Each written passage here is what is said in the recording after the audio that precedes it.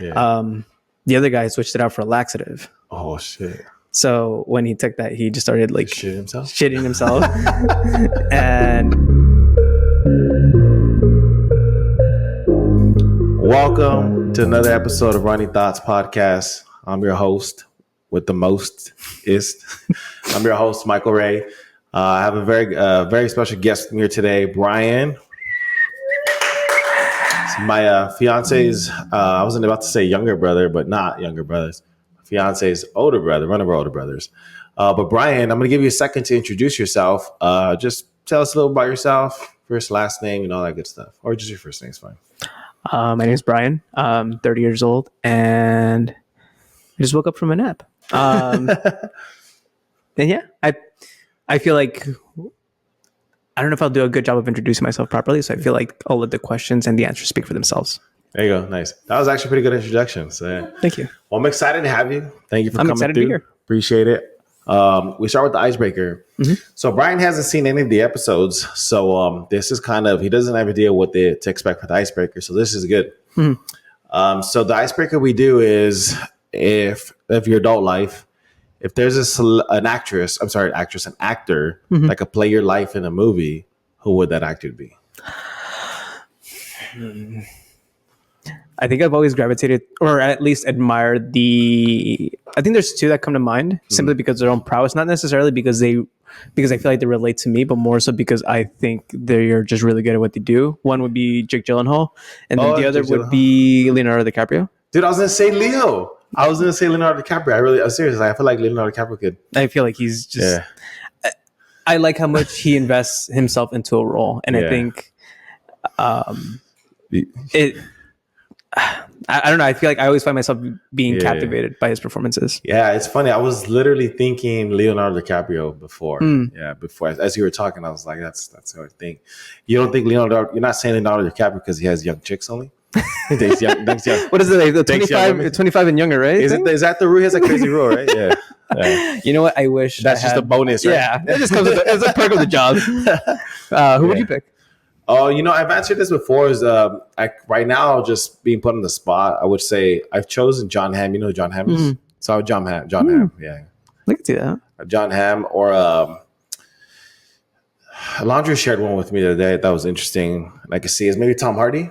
Yeah, I like him too. He's good. Yeah. So I mean, Tom Hardy, John Hamm. Yeah, I would say John Hamm. I think we look alike. I would say so, yeah. I could see it. I said that. I told my brothers, John Hamm and my dad. They disagreed? No, my brother's like, he's like, you would choose a guy as good looking or decent looking. So I was like, I don't know. I don't have any other options. Yeah. I'm going to choose. Oh, no, I look good. My bad. I'm going to choose Bill Burr. But yeah. Well, Bryan, thank you again for coming through. Thank you for having me. I just have some questions for you. We'll try and make this conversational. So you just, if you don't ask me any questions or get my opinion on anything, just feel free to let me know. But I'm going to start with, these are some questions your sister kind of came up with, her and I. I want to start with kind of like EDC or like a EDM. Like, I know you've been into it. You're kind of like at one point probably more into it than you are now. What kind of got you into listening to music like that, or where did that kind of start for you? I think it stems a little bit further back more than anything. I think, if I'm being honest, I think the two people that cultivated my desire for music in general were my mother when she played just Spanish music when she'd be cleaning at home on Saturdays, and then my brother would actually. I'm pretty sure Alondra told you about it, but in our old house, not the one before. Was it 2 houses ago? My dad actually built us this little clubhouse, and I remember Alondra at the beginning had the bottom floor and we had the top floor. Yeah, and we ended up switching so that she ended up getting the top floor, which she never used. Yeah. And we had the bottom one, and my brother and I would always be playing Gran Turismo. And he would be playing classical music. And I think in that I started to gain an affinity towards my mom's side, which is like cumbias, corridos, and things of that nature. And then my brother introduced classical. Your brother Sal listens to classical music? Yeah, in the past, that's all he would really listen to. Yeah, he's into it big time, or is it know what he's listening to, or is it just more of just listening? Because I listen to it too on occasion, not often. But I think at the time he just had a select amount of CDs. Yeah. This is back before the LimeWire days. I think it was just I'm not entirely sure. I never really asked him about it. Yeah. But I think in that I was able to kind of get like a taste for it. What further cemented my pursuit of music that actually spoke to me was my cousin Juan, because I think at the time I really wanted to. I think I looked up to him a lot. Yeah. And I also started gravitating towards the things that he liked, which was like rock, metal. Yeah. So I started learning a little bit of that. And then I remember going to my first show in Montebello for like EDM music. And I remember there being like, oh, like music can sound like this. And I remember coming home and just looking up on YouTube songs that sound like this, songs that sound like Deadmau5, songs that sound like Boys, songs that sound like such and such. And it was like, it was discovering a new world that I didn't know existed, and that there's so many new things to discover. And I think I've been able to, like you said, as time has gone on, I feel like I've had my fill of the live experience, and I'm more so cultivated just music in the sense of consuming it, collecting it, appreciating it more for what it is. Because you're basically a big like music head, right? You're just a big fan of music, just in general, right? I think so. I would say like, I'm not trying to say like, just not condition you anyway, but I just know you're into music in many different genres, right? Yeah. And I know your sister, because I think you introduced Alondra to some new music, right? Or I think so. Like every now and again, I feel like there's a couple artists. Yeah.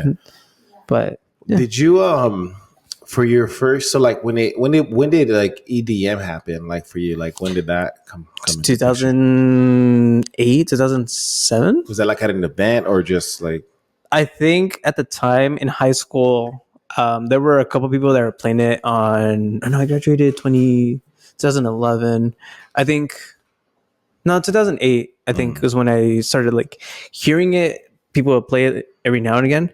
Yeah. I'd be interested in it. I think 2009, 2010 is when I really started to get into it. Yeah. And then I think for a while, it just encapsulated everything that I wanted to consume. Yeah. That's tight. What was your first big event you went to? Nocturnal 2009. I remember it specifically because I think... you didn't even hesitate. You're like, boom. No, I think, what was it? I remember Dad took me in. I don't think you ever remember her. There was a girl named Vianney. I shared the same birthday as her, like to the year. Yeah. So we're both September 26, 1993, and my dad had no idea what it was. He thought it was just like a regular concert, but I remember we were lining up to get in, and some girl was already getting hauled away. Like she came in a wheelchair. And she was already peaking at 4 p.m. and they had to take her away because she just had too much. Yeah. And I remember he picked us up like at 2 a.m, asking us if like we had fun. But mind you, Vianney and I had like split off as soon as we got inside. Oh. Yeah, I think. So your dad dropped you off. Yeah. Somebody was getting hauled away in an ambulance, and then when you were there with what was her name? Vianney, you guys split up. Yeah, you guys weren't even hanging out together. No, we just guys went together. Yeah, told your dad that. Was it like? Was there a reason why you told your dad you went together? Is like for you guys to go, or like? So we had like talked about it, about going together, but I think each of us had our own like agendas of like, we want to see this person, we want to see this person, and I think ever since like the get-go, I've always been like that kind of person of like, hey, like we can meet up elsewhere, but I kind of want to see X artist. I see, and that's pretty fun.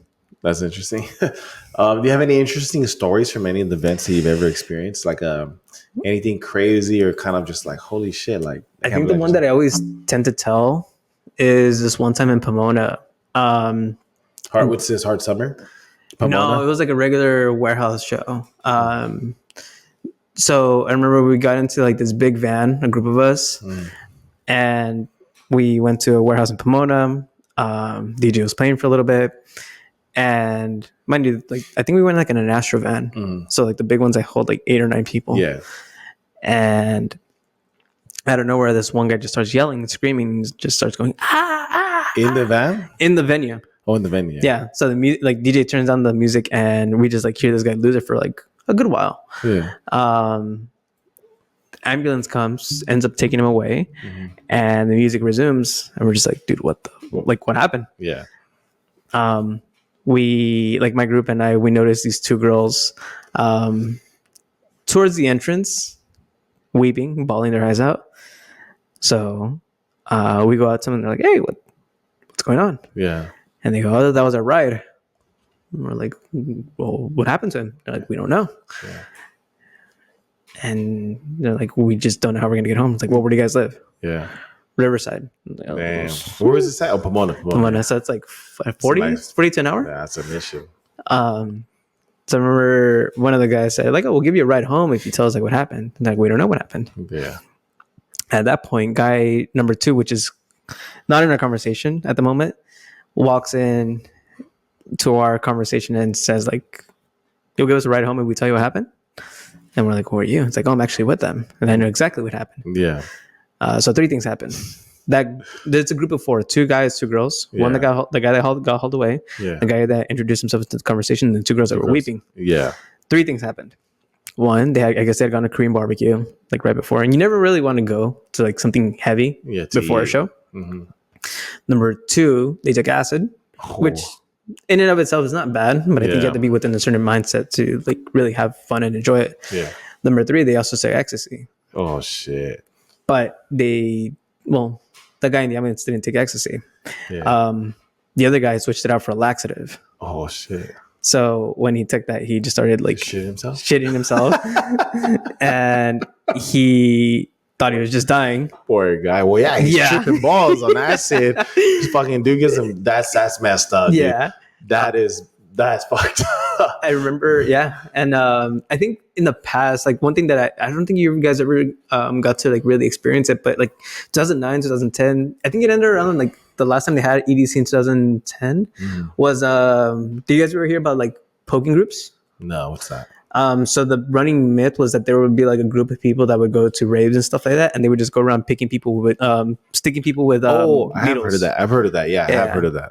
And that was like the biggest thing. So if you ever felt or like imagine that you got like picked, you'd have to like instantly check. Yeah. But I feel like that myth has kind of died down with time. Now it got replaced with people that just steal phones. So yeah, I know. I've had my phone stolen. Really? At Beyond. It was in my pocket, my back pocket. It was pretty it happened so fast, dude. Yeah. It happened fast. Did you notice awake when it happened? No, I didn't know. Really? I put it in my pocket, my back pocket, and then I went to grab it like, I don't know, probably like 60 seconds later, maybe 2 minutes max, and it was gone. No way. And then we tried to track it down, and then that was a long story. But then somebody ended up stealing like, I don't know, like 100 phones. Oh yeah. It was insane. Yeah, they caught him. And then they found my phone. It was at the local police department, but I was never able to retrieve it. They're giving me the runaround, and then it ended up in China. Oh, so. I keep hearing that. Yeah, that's insane. I feel like the police departments have like, once they get certain things, just for them to make some money, they just ship it off to out of the country, or to somebody, or somebody buys them from somewhere. Like, I don't know, it's just where they make some money. So at the end of the day, it's unclaimed property. Yeah. So I mean, I don't know. I'm sorry that happened to you, man. Yeah, it is what it is, dude. But that happened just last year, actually. So it's pretty shitty. But that's a crazy story. So acid, went to eat acid. Thought he was taking ecstasy on top of that, but didn't. Got a laxative and just. There was another one that's bad. One from my friend that I don't really necessarily think I believe. But he told me that he went to EDC 2010, and I guess he had to like walk up the stage, like up some steps to get to like the Coliseum entrance, which is where they had it. And at the entrance of it, he said that he saw 2 guys on acid, or like what he assumed to be acid. He goes up to them saying like, "Hey, like, what's up? Are you guys okay?" Checking in on them, and they're like, "Oh, we're good." Yeah. And he goes, "Are you guys frying?" They're like, "Bro, how'd you know?" And he goes, "Do you guys want magical powers?" And they're like, "How do you do that?" And he goes, "Okay, so what you're going to do is you're going to open your eyes and close your eyes 20 times really quick. And then on the 21st one, you're going to open your eyes and you're going to look directly at the sun and you're going to stare at it." Yeah. And then like think about it and they're like, won't that hurt our eyes? Won't Yeah. that like make us blind? It's like, no. When you're sober, like the sun's your enemy. It will literally like make you go blind. But because your the eyes are dilated and they're gonna stay like that, Yeah. you'll actually absorb the sun's powers, Yeah. and it'll convert into psychic energy. And like Yeah. he spun it in a way so that they actually believe him. They're like, Yeah. okay, like fuck it, we'll try it. So they do it, and they Fucking just start people. staring. Yeah. And like he walks off as they're like staring. I'm sorry if I hit it. Yeah. And he walks off as he stare. He comes back like a half hour later when he's like in better spirits because he's taken substances. Yeah. And he still finds them in the same spot and they're still staring up. What? And he goes, "Hey, what's up?" And they immediately try to cry, but they can't because their eyes are all dried up. And So like, he just tripped them out. yeah, Dude, he's just like, they're like, "Dude, what did you do to us? What the fuck?" That's insane, dude. Yeah, I could. But yeah, man, I'm gonna keep it pushing. I'm gonna switch up the topic. Okay. I'm gonna switch up the topics for us. Your piercings. We were talking about your piercings today, and I was looking at you. I was noticing you have quite a bit. Do you plan to get any more? Well, first, let's talk about the piercings. How many do you have? 1, 2, 3, 4, One, 5, two, 6, 7, 8, 9? 9 total. 9. Is it all from the neck up? Neck up. All right, cool. Nothing secret. Nothing crazy. Nothing secret. Not yet, at least. You know, I was in this thing. Stupid. Say it. No, I was the So you have 9. 9. What was the first one? Septum. I think that's like the standard one to go with. Yeah. What's the septum? This one right here. Nose, yeah. That was your first one. I think I remember when you got it too. Yeah. The which one hurt the most? I think so. I did both of my nostril sides at the same time. I think the second one hurt the most. You did it at the same time? Yeah. So were you like sore for a couple of days? Or? Yeah. Both nostrils. So the thing is that the first one was it wasn't bad, but I think because my nose is already sensitive from the first one, I think that's what caused the second one to hurt even more. But I think overall they're not as bad as I thought. I think the ones that hurt them that hurt a lot more, I think in my opinion, are the ones that have closed up and you have to re-pierce them again. I see. Because that's happened to me before on the lip ones. The ones, yeah. And I think in that it's yeah. I'd rather just leave them closed for now on. Do you get to wear them for work? I do. Yeah, they let you wear them. There was actually a manager that kind of wanted to get me in trouble for having as many because he's a little bit more conservative when it comes to that kind of stuff. But it just so happened that year, I think in our employee handbook, it said employees can have dyed hair, they can have facial piercings, and I was crazy, dude. Can't tell me anything. Have you experienced any people look at you different or any oh shit? I do feel like people do kind of a double take of oh shit, more piercings. Yeah. But I don't think it's ever I don't think no one's ever come up to me and be like, that's too much. Yeah. I think the only people that have said that are my friends. Yeah. That directly tell me I don't like you like that. Yeah. Okay. I'm trying to remember, when did you get your first one? It wasn't too long ago, right? 2022? 22? 22, 21. No, 22, I think. 22, 21. So it was after, not to bring it up, but it was after your dad passed, right? Because I was trying to think if your dad ever saw you with any. No, I think you're right. Yeah, I think it was after that. Yeah. How do you think your dad would feel about it? Oh, he'd hate it. He'd absolutely hate it. I think that's the one thing that I remember him saying that he hated. Well, he didn't approve of piercings and tattoos. Oh shit, I have tattoos, dude. Yeah, but I think he saw my tattoos too. Sorry, Agustin.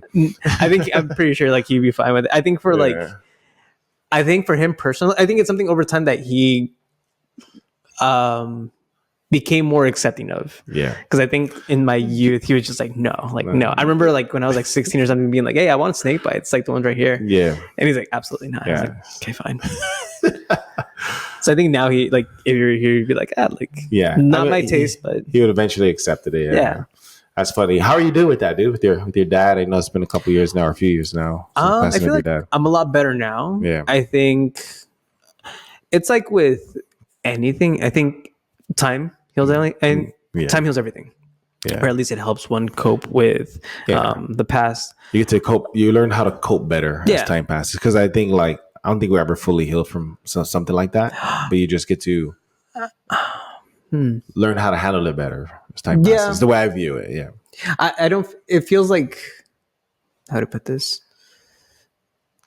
It's like a bruise that doesn't hurt anymore. Like it's still visible, Yeah. but I don't think it's as sensitive because I think now I can like talk about it. Yeah. I have a friend of mine called Brandis who, whenever like we're on social media or something like that, we have like really dark humor. Yeah. So like we make like dead parent jokes, and I remember like the day after her father passed, she was already making like dead dad jokes because that's the way that she would just cope. That's how some people cope with it. Yeah, absolutely, bro. And I think it's I think I remember specifically that a lot of the group of our group of 6 friends, the others kind of didn't really know how to approach her. Yeah. And I remember you being like, hey, like I've been there before, like whatever helps you get through it. Yeah. And I remember her like wanting to crack a joke like that and just having someone to like be like, hey, like I get it. I think helped that a lot. So I think as time has gone on, I've been able to like, it's more about just acceptance. A lot of the things that were tough to deal with weren't even about his passing. It was about like surrounding circumstances. It's true. It's a good point. And I think in having those things be resolved and having gotten at the core of like, oh, like why do I feel this way? Yeah. Well, it's because of X, Y, Z, A, B, C. Once you handle those things, once you understand those things, I think it's easier to accept like, hey, like this is life, and this feeling is, it's okay to feel this way. You're gonna feel like this, and it's gonna be okay. Yeah. I'm sure you might, I don't know if you experienced this because I lost my grandmother maybe like 2 years ago now, I think, or actually a little over a year ago. And one of the holidays that she enjoyed the most was Easter. So I was thinking about her today at church. Got a little emotional. You have moments like that, maybe like you do something to your dad, like that brings you up, or like a thing, like a moment, or you're somewhere that he used to be, or stuff like that you used to enjoy. I think I remember. Excuse me. I'm pretty sure you remember, Alondra. Back like during Christmas time, my dad would go all out, and in hindsight, my mom would not be the biggest fan of it because she would always tell me like, oh, like we would have fights over it as to like how much you would spend on other people. However, I do think that I often find myself thinking about like Christmas time, like come Christmas time, come like November, December, because his birthday is also like in January, like that time period. It's sure there's longing, but I think there's also an appreciation of like, hey, I had those memories of being 14, 15, 16. On the receiving end of something special and thoughtful from father. Just seeing the living room filled with, I remember one time he gave all of us like different numbers. Like he gave Alindra and I like, hey, give this number to so-and-so and give this number to so-and-so. So that when they walk into the living room, all the presents are numbered corresponding to the numbers that you give out. Yeah. And just seeing everybody's faces light up. That was like one of the first times where like I actually stepped back and removed myself from the family and just observed it as from an outside perspective and said like, okay, like this is what holidays are supposed to feel like. This is what a family feels like. This is what a home feels like. And I think in that I felt a deep appreciation towards his efforts and the legacy that he left behind, being his 3 kids. Well, I think for like, I could see how you would see that. And the one cool thing about your dad that I got to see was that he was the ultimate giver. In a sense, an ultimate gift giver. And I think he's passed that trait down to you guys. I've seen it both between you and Alondra, even Salad times, you know, so even your mom. So like, and then it's just like, you know, not to get biblical or anything like that, but it's in scripture, you know, if you, what is it? I don't know how it goes, but if you give, you shall receive, basically. In order to receive, you have to give first. So, and I was going to ask you about this. Do you believe in God? I think just generally, just asking. Yeah. I think in the past, I always felt like I had to believe in like a Catholic or Christian God. Yeah. And I think as time has passed on, I think I believe in a higher power, in whatever shape or form that God may be. I think it's different for everyone, like what that person looks like. Yeah. Or being. But I would say I believe in a higher power now. I remember like during my teenage and like young adult life, I was like very like, no, like fuck religion and this and that. And I think You question it. I think everyone goes to questions at some point. I think it's yeah, perfectly absolutely. normal. Yeah. Yeah. I went through something not that aggressive, but I questioned whether the existence of a higher Yeah, power. absolutely. I think So what was that experience like when you were questioning? You're going through it. I think that was more so, one, not understanding myself, two, not understanding the world, and three, kind of blaming a lot of the world's problems on certain groups, or saying like, oh, like war comes from religion, this and that, and it display like feelings that were displaced or not really appropriate for like the proper directions. And I think what believing in a higher power gives to a lot of people is, a lot of it is hope. Hope for others, hope for oneself, hope for a better future, hope for just hope in general. And I think that keeps a lot of people going in times where they probably wouldn't be able to continue without it. Yeah, because it's important to have strong like faith, right? Yeah. Strong faith. The reason why I say be strong in faith is like many things will not go our way. But sometimes all we have is faith, you know. Like we could be our backs up against the wall, and like how the hell am I going to get out this? And sometimes like we can only believe we only have hope, you know. And I think that's kind of what, for me, like I'm a follower of Jesus Christ. I think that's what gives me hope, and that's what keeps me going, you know, like to know that Jesus has my back, you know, my Lord and Savior. So I started to ask that question. I never asked you. So yeah, but I'm glad that you have a relation with the higher power and all that. So that's awesome. I want to do something fun. This is a question your sister came up with. She wants to kind of like, it's just to just make it fun. So if you could name a guilty pleasure of yours. I think I have one I think I want to guess for you, but I want to hear what you have to say first. Guilty pleasure. Could be anything, dude. Anything.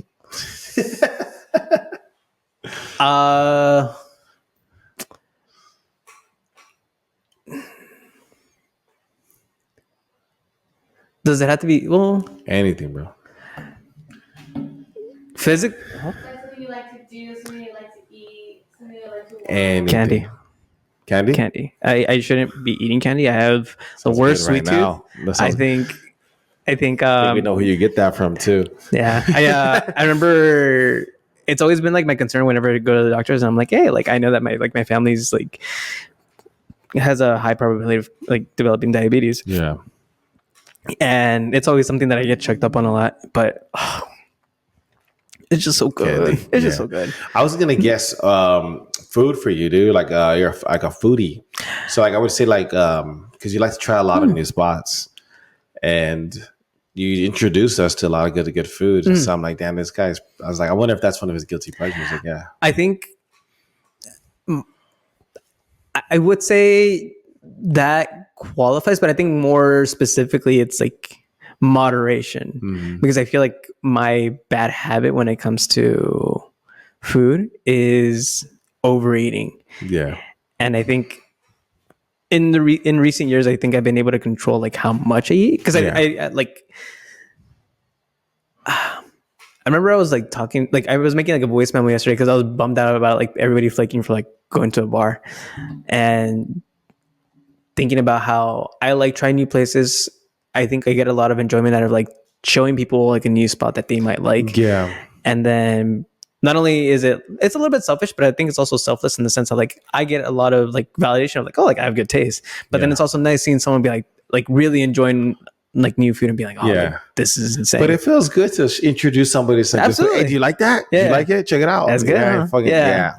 You're welcome. Yeah. Right? You're talking about that kind of validation, right? I think overall, I don't think I have a lot of guilty pleasures. I think there are things that like I like candy, for example, like that I shouldn't do. But I think personally, what I've come to accept is a lot of the things that I used to refrain from doing in the past were because I thought it would be cringe, or because I thought it would look stupid, or because I thought I would look stupid. Yeah. But I think to be cringe is to be free. Yeah. Isn't it suck, dude, to think that, like, to be cringe? You miss out. Yeah, Sometimes. absolutely. Yeah, I miss out a lot because I'm like, it's kind of like I don't want to be that guy, you know. Yeah. But it's like, man, if I was that guy, I probably would, like, I think I had more fun. Yeah, You know, like, so, absolutely. yeah. I remember, what was it? I was talking to one of my friends from school, and this is back like when we first started like, actually talking. But I remember I remember asking him just like, hey, like, how are you? Like, how are you doing? Yeah. And he'd be like, oh, like I'm okay. It's like, no, like, how are you really doing? Because it seems like you're a little like down. And to him, it seemed very foreign, like the possibility of talking about feelings, because as men, we're not supposed to. Yeah. But I think in that, like, you miss out on a lot of connections, a lot of intimacy that I think people just naturally crave. Yeah. And again, I think it's just allowing yourself to be open to the possibility. Yeah, I agree. So one of the things I stand by is vulnerability. I think the conception, or like, the perception of how society views vulnerability is weakness. You know, a man to be vulnerable is weak, right? But I really feel like it's more of a strength, because on the flip side, I have been in positions where I've been vulnerable with people, and I've seen people like holy shit, like they immediately put their guard up and they want nothing to do with me and my vulnerable situation. And then where on the flip side, I have had people who've surprised me. I'm being vulnerable around them, and they're better than I expected. So I think when you're vulnerable, and you can't be too vulnerable, because that's kind of, then you are kind of weak if it's all happening all the time, right? I think it's finding that balance and understanding when you have moments of vulnerability. But back to my point is, when you are vulnerable with someone else, and you somebody that maybe puts their guard up right away, you learn everything you really need to know about that person. You know how they feel and care towards you. Not everything, but you learn very something important from that person. So I've always thought vulnerability is a strength. You're gonna get a lot of rejection during vulnerability, and so yeah, I think it's. I mean, I couldn't agree with you more, because I'm sure what you just said. So Bryan, you're a middle child. And there's this thing called middle child syndrome. I don't know too much about it. My younger brother's a middle child. I was a middle child for a little bit. I wouldn't say for a little bit, but I'm like the middle of my brothers. But I don't think I really experienced any of that. So, and you and my brother have a lot of similarities. You guys, we remind me of a lot. He was a middle child. How was it being the middle child? Anything stand out? Or was it anything different for you that you think from your brother, your sister? I think in my eyes, I always felt like my brother and my sister were often more sheltered.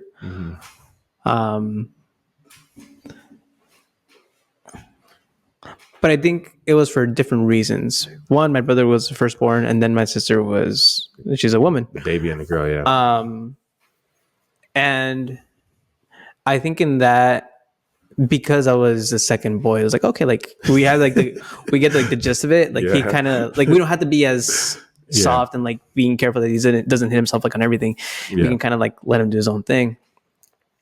I feel like overall, I feel like I had a pretty easy time about it. Yeah. I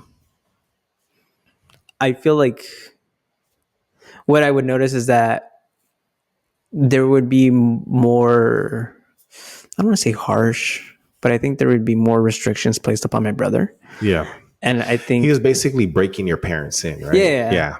But I think they were so accustomed to treating him that way that it was, I think it was difficult at times to like get out of that rut, or to like approach it differently. I think for my sister, I think whenever she wanted to try something new, whenever she wanted to try like a new sport or like a new endeavor, they did what they could to be like, hey, like you want to try that? Let's do that. You don't want to try that anymore? Let's do something else. And if she thinks otherwise, I'm more than happy to hear it. But I think I think that's what my perspective was. Yeah. I don't think I ever felt. Yeah, I felt like you were left out or singled out, or didn't get any attention that, No. the typical, like what is it, like the stereotype of a middle child? No, not really. I don't think I was like necessarily left out. I think a lot of it had to do with my own self growing to be like, okay, like this is what I want. This is what I need out of the relationships with each individual in my family. Like you had to be more, but you were more. You strike me as a person who's just more independent, anyhow, right? Yeah, I think I think like yesterday is like a perfect example of like, hey, like I wasn't feeling too great and I just wanted to treat myself out. And like in the past, I think I would find myself to shy away from that of being like, hey, like I feel like I need someone there. Mm-hmm. And I feel like something I've really grown to enjoy is my own company of like, yeah, I can just go wherever I want. Be more independent, yeah. Because if you're not independent, you're codependent. Yeah, basically dependent on someone else to make you feel better, be there for you, and help you, keep pushing. So, yeah, I was thinking when Alondra had brought up the question to me, I was thinking to myself, I was like, I don't know. I was like, I don't feel like we've had like the I don't know, the stereotype of middle childs. Mm-hmm. I feel like I don't get that from you. What is that stereotype? Is it just like feeling left out? Feeling left out, don't get much attention from the parents because the older sibling's the older sibling, the younger is younger. Yeah. So it's like, yeah. I think if anything, I think when I was younger, I didn't know what I wanted from the world. Yeah.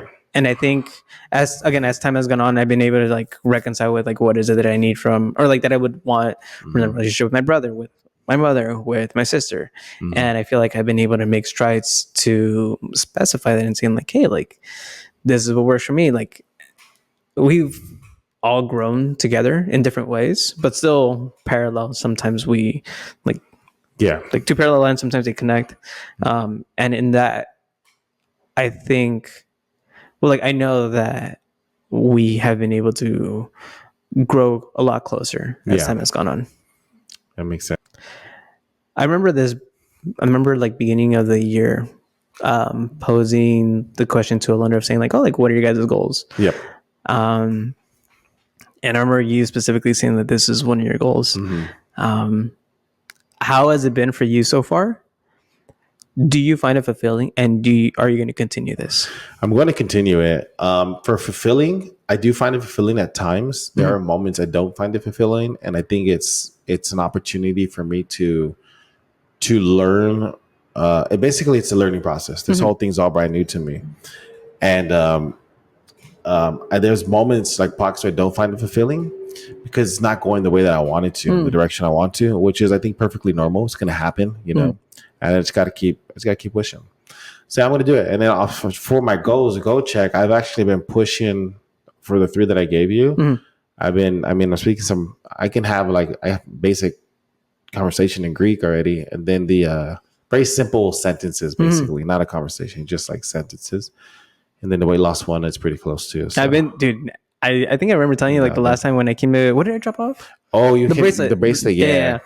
I visibly I could tell like in the short amount of time that I didn't see you already look so much like, more in shape. Yeah. And I was like, oh, I'm lifting weights too, so I'm putting on some muscle mass. So yeah. So but yeah, watch out. I'm coming. Don't blink. The next episode will be with no shirt. Shredded. No, but genuinely, honestly, like just a quick one, just quick pump. No, but honestly, like I think it's something that I think seeing someone pursue in like video games, you'll see like, oh, like the parameters for like strength are like increased, the parameters for defense, for intelligence, for dexterity are increased. And for me, it seems like you are just spreading out in all different directions in the sense that you're not over leveraging on one end. Yeah. You're balancing out everything. Yeah. And I think it's really inspiring to see someone actually pursue something that they want for themselves, because I think a lot of people are stuck on the, oh, well, I need this certain thing to start. I need this certain kind of camera to start. I need these certain kind of lights to start. And I think a lot of it just comes down to doing it. Yeah, I'll be honest with you, man. I've been really pushing myself hard this year, really hard. I appreciate you saying that. Thank you. And I really have been able to kind of grow in a lot of different areas of my life. And I just had to give like all glory to God, Christ. I really focused on my relationship with Christ and God. And I was telling Alondra, like I've surrendered. Like I just constantly remember I'm surrendering myself to God and let God basically live my life through God rather than trying to live my life my own way. Because for a long time I was kind of doing it my way. And it wasn't working, dude. Like it was, I just wasn't going in the direction I want to. So I feel really good about the direction things are going, and all glory to God. I'm happy for you, man. Thank you. Thank God. God did. But yeah, well, we'll wrap it up right here, Bryan. Thank you. I love you, dude. Love you too, man. No Diddy. No Diddy. This is fun, Appreciate you honestly. doing this. A good I like time. this. Yeah. How about some feedback? So as we already wrapped up, what would you say you liked about the podcast? What do you think about it, just in general? I like it. I think it's I like the questions. I think they leave a lot of room, a lot of openness to just express oneself.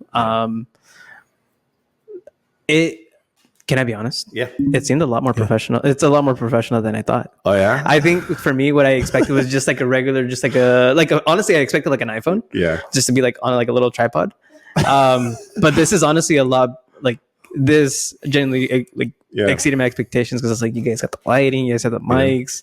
Yeah. It seems like it's an actual set, and I think in that it's like, oh shit. Like, I think it was important for us to pursue that. Yeah. So when people do come and they're on, take it serious. Yeah. So this way, like, because we did one, which I'm still gonna upload. I have to do it. I owe it to my friends to do it. I'm still working through the editing. Just the audio is really bad, but we're literally sitting down in front of a folding table or holding these microphones, and I'm not a big fan of how it came together. I'm a big fan of the conversations, amazing conversations, but I wasn't a fan of how everything else, the audio and stuff. But it kind of transfers to that. But also, I feel like to me, I got to set the tone. I got to set the tone and share that, like, hey, this is real shit. This is gonna happen. So I'm grateful for it happening. And I'm excited, and I think it's gonna bring a lot of the relationships I have with a lot of people closer. Yeah. And I'm gonna make some new relationships along the way. It's only gonna make me better, basically. Yeah. I was gonna ask, I think one more thing was, how is it being on that side of the table?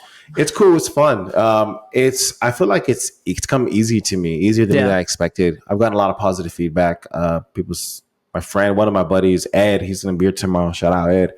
He keeps messaging. He texts me. He's told me three or four different times that he's like, dude, you're good. He's like, I love the way you keep it flowing, all that, and it means a lot to me to hear him. But he's not the only one. So, but like, and I feel like I have a good flow. I know how to keep a conversation pushing forward. Absolutely. I agree. So I'm pretty stoked about it.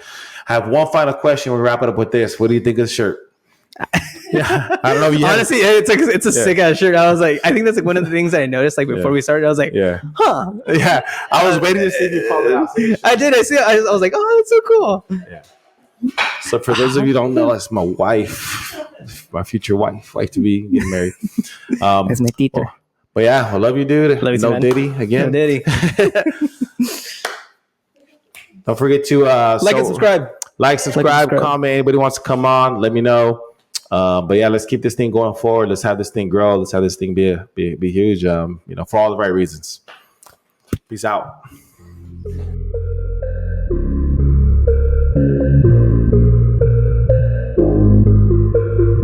All right. So it's recording. Any thoughts before we get started? I've never done something like this. Yeah. So I think I'm curious to see how